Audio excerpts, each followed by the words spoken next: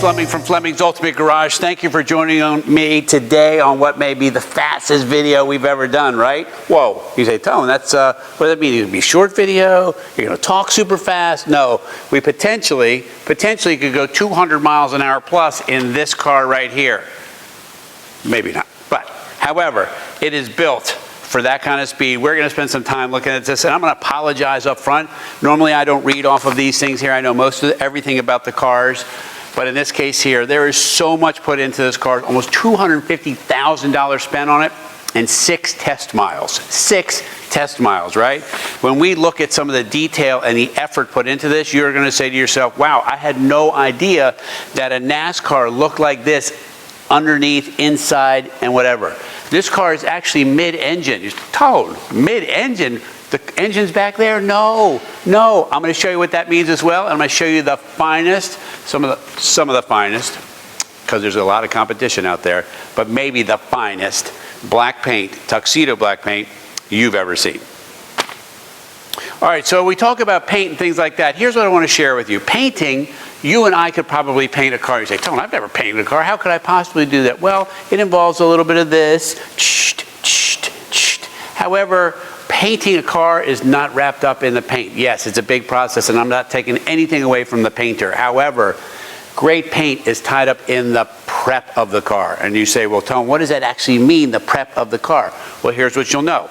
If you were at home and you fixed a nail hole and you put your filler in and you sand it and then you paint it and you can still kind of see the nail hole, that means that your prep that you did wasn't so good, right? The same thing happens on these long panels. If they're not straight and flat, a black car will show you everything immediately, right? White cars kind of hide that stuff, black cars show everything. In this case here, these panels, most of them are new. Secondly, they are done so well and such incredible preparation that the paint is so flat, so shiny, and so beautiful. You can see everything from the ceilings to the reflections of everything around us in this paint. And when I do our paint test, you'll be able to read every letter nice and crisp. Why is that important? Because the crisper the letter, the better the paint is, right? Orange peely paint gives you orange peely looking letters. Crisp, shiny, deep coated paint gives you nice crisp letters, and that's what we're going to talk about right now. Check that out right there. You can see. So nice, crisp, every detail, beautiful. All right, so when you're building a NASCAR, you got 3 parts of the business to do, right? Because now you're a businessman. You have the exterior of the car that needs to cut through the wind, right? You got to work on all of that to make sure it flows as best as possible using the least amount of horsepower. The interior of the car, right? Gutted to make it as light as possible and comfortable for the driver with all the ancillary pieces inside to help him know what's happening, him or her, right? And then you have the business of this here. This is a monster motor. It's a Boss 429, hand assembled, hand built, 681 horsepower on pump gas dynode, right? 681 pump gas, right? Can you get more out of it? Yes, but just as it sits right now, 681 horsepower.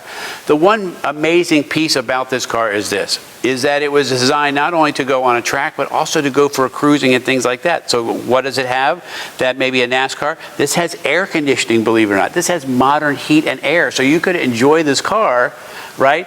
The sound of it is ridiculous, right? And when you pull into a car show in this vehicle here, right? Everybody already knows it's not a normal car. Secondly, the chassis for Dale Jarrett's car is in here, and it's welded onto the frame right there, the chassis number, so you know what you're getting, right? This is a real deal NASCAR chassis setup. The brakes are this wide, right? The rotors are this big. You have to have bigger wheels on the car just to fit the brakes inside there. They're enormous, okay? Lastly, this is a mid-engine car. NASCARs are mid-engine. You say, well, Tone, how can you have a mid-engine car? The engine's up front, it's not in the back. It doesn't have to be in the back to be mid-engine. What it has to be is if the center line of the front wheel is right here, as long as the engine is behind that, and that's what we've done here because the NASCAR chassis allows them to fabricate and do that, right? It gets all the weight off the front end so the car handles much better. And that's exactly what we have here.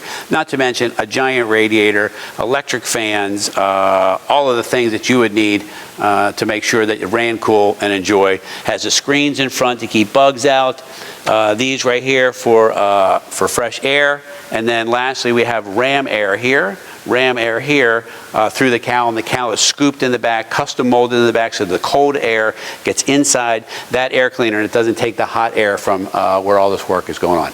So far, I rambled a lot, but you can see clearly this is amazing. All right, so we have some serious hardware built into this, right? I want to spend a minute so you can see the effort that's gone into it. For instance, we have here, obviously welded in here for the fitment of the fuel can, right? Dump the fuel in you go, right? Nice and safe. This right here is actually a fuel vent, okay, built into the car, riveted on. So you say, well, why would they rivet on these types of things? The spoiler itself, riveted all the way at the top and the bottom. Why? Because at 200 miles an hour, things fly off the car, right? We don't want that to happen.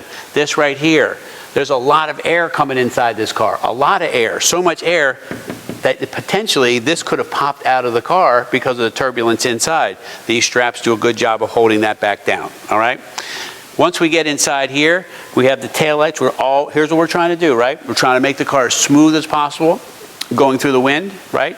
This trunk lid right here easily could pop open as well from a regular just trunk latch. The trunk latch isn't designed to be holding the trunk on at 200 miles an hour, so they pin it, right? I took those off just so you could see it.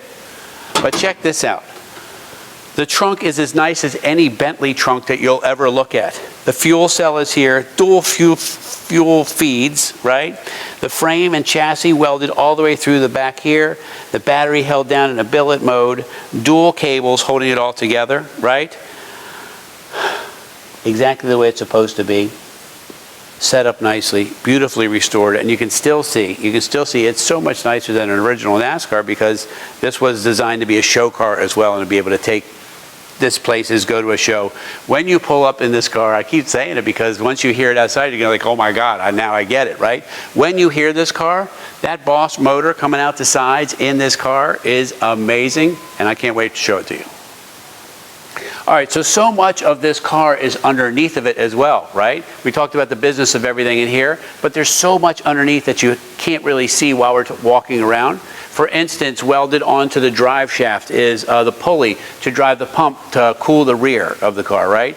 And everything is done with braided lines, AN fittings. This has a rear end cooler, not like a fan that we would normally see, but an actual radiator style cooler on here to keep the rear end cool, right, during these high speeds.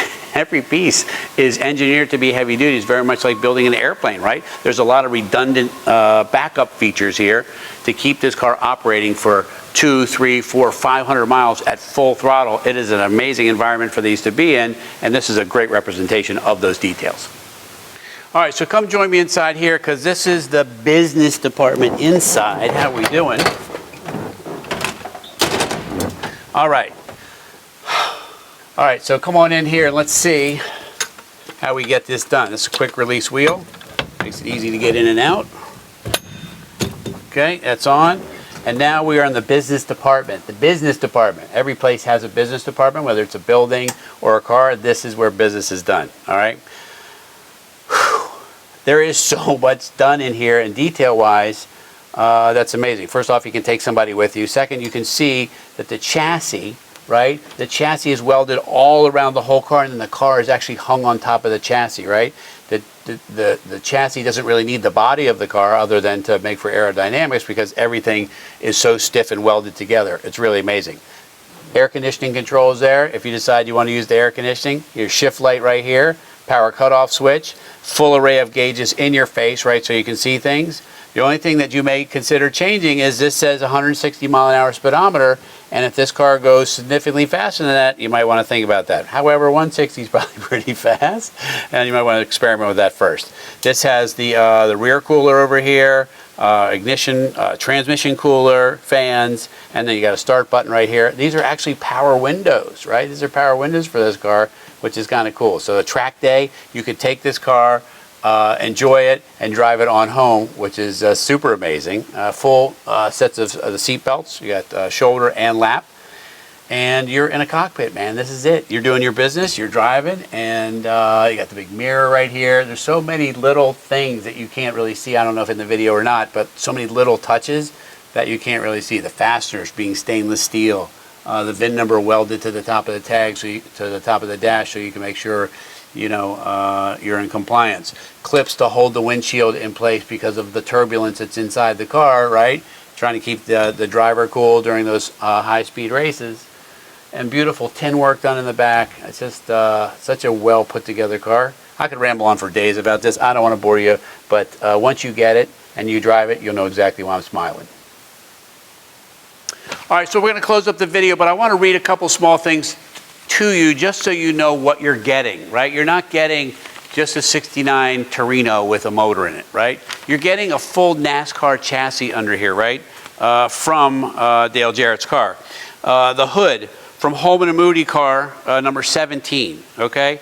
The fenders, rear panels, and bumpers are from various cars driven by Richard Petty during the same amount of time. These are expensive pieces, right? This is a vintage race car now. Did you hear that? You can go vintage racing in this car. You probably never even thought about that, right? Can you imagine a Saturday or Sunday in this car going around your local track, a road course or oval or circle, whatever it may be, in this car and the sound that it makes, helmet on, shifting through the gears, working it around the corners. I mean, it is an experience that is, most people pay hundreds of thousands of dollars to enjoy, hundreds and hundreds of thousands of dollars to enjoy. These cost millions and millions of dollars to build today, so you can imagine what this will be worth even more years down the road. It is a cool piece of history. Anyway, call us, 301-816-1000. We'll tell you all about this 69 Torino Talladega, all right? And if you would please share the videos with your friends. I hope they like them. You can hit the like button down below, and if you subscribe to the channel, we got new stuff coming out every single day. And then I will see you on the test drive.